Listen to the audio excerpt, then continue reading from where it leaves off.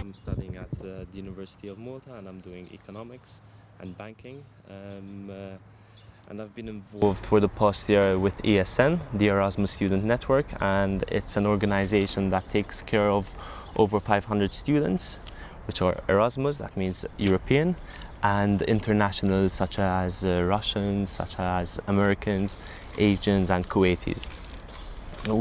ESN came to Malta this year, so it was a very, very new thing to the University of Malta, and we started experimenting with events for the international community.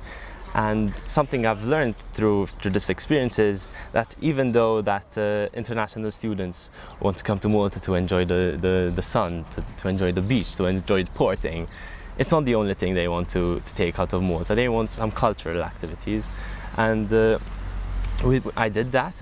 Me and my team started planning treasure hunts, such as the Medina by night treasure hunt, a Valletta treasure hunt, in which all the international students, the ones that came to the event, could find out things that even I didn't know about Malta.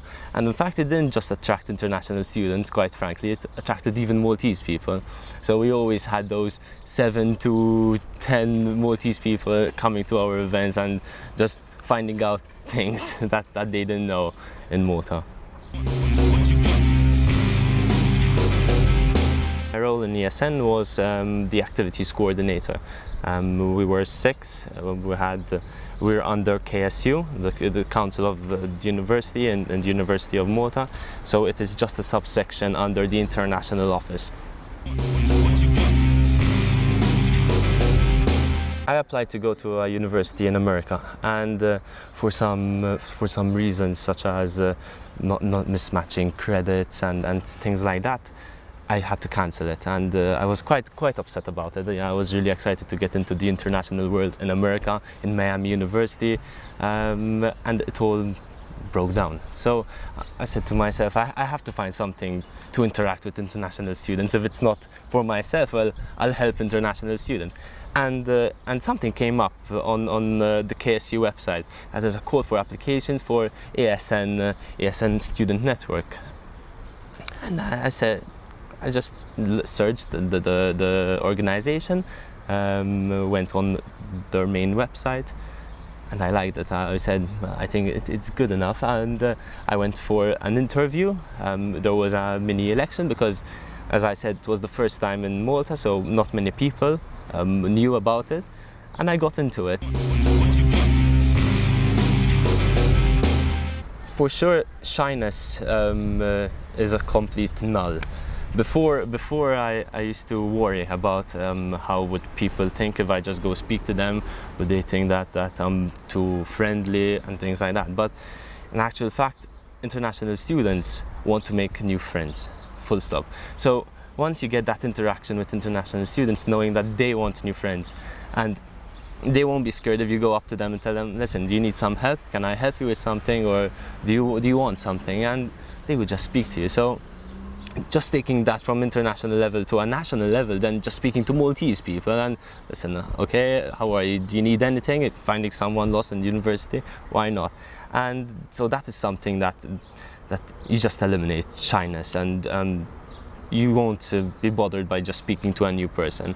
Something else, I'm an only child, so being independent wasn't my key factor. So as soon as I got into ESN, I figured out that I'm going to be traveling alone, and that is something that was extremely satisfying, going abroad to Brussels or Granada alone, without anyone holding your luggage, anyone telling you where to go. You just make your plans, meet new people on the way, and discovering the world, actually. Getting into a community of international students is especially from a Maltese person, is quite a thing. You see all these international students so used to this, and us as Maltese probably we're not so integrated with being overly friendly with people we don't know. So I think a tough experience would be getting into a place where people just don't know what Malta is, even if Malta is an island, if Malta is even on the geographical map, and just telling them that, listen, Malta's in the middle of the Mediterranean, we exist, we're there. That is quite a tough thing to do. Doors are opening all the time, and once you step into that international world, even more doors are keeping on opening. There are job descriptions you wouldn't even dare think of in Malta. In my case, I'd like to become an economist in a corporation, in a private corporation, not that economist that will just talk about anything in whatever is going on in life.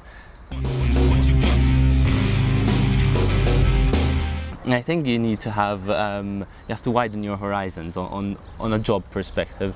You have to know what's available and take the best choice. I think if we get that in our mind frame, listen, we can build a product for Malta, but it doesn't mean it's going to be just for Maltese persons. It can be for the whole international community. And I think if we have that in our mind frame, I think that would be perfect.